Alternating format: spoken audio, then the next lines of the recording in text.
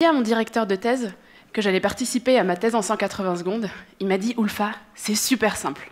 Tu n'as qu'à leur dire que ta thèse, c'est comme essayer de chauffer un poulet vivant dans un four à micro-ondes. » Bon, essayons de comprendre. Mais avant tout ça, on doit d'abord commencer par parler d'énergie nucléaire. Oui, je sais, vous avez voté la sortie du nucléaire, et c'est vrai, les accidents, on n'en veut plus.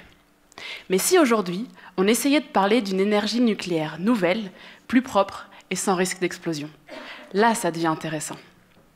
Mon histoire commence avec un voyage qui nous emmène loin, au cœur du Soleil, cette immense boule de feu d'une énergie qui nous semble inépuisable. Le Soleil, on le sait déjà avec les panneaux solaires, va jouer un rôle décisif dans la transition énergétique de notre siècle.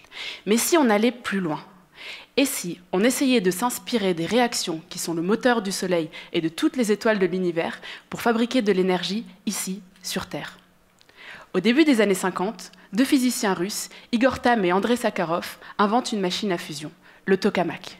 L'idée est simple, garder ensemble suffisamment longtemps deux noyaux d'hydrogène pour les faire fusionner en un noyau d'hélium. Et Einstein nous l'a dit avec sa célèbre équation E égale mc2, la masse perdue dans cette réaction sera récupérée sous forme d'énergie. Seulement voilà, Tamm et Sakharov sont loin de se douter qu'ils ont initié peut-être le plus grand défi scientifique de tous les temps.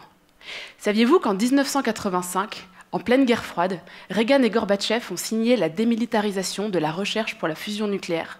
Il y a 30 ans, ils en avaient déjà compris l'enjeu énergétique.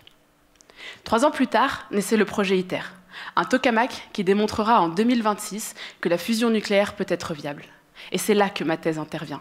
Car pour que la réaction de fusion puisse avoir lieu, il faut chauffer l'hydrogène à des températures d'environ 100 millions de degrés Celsius.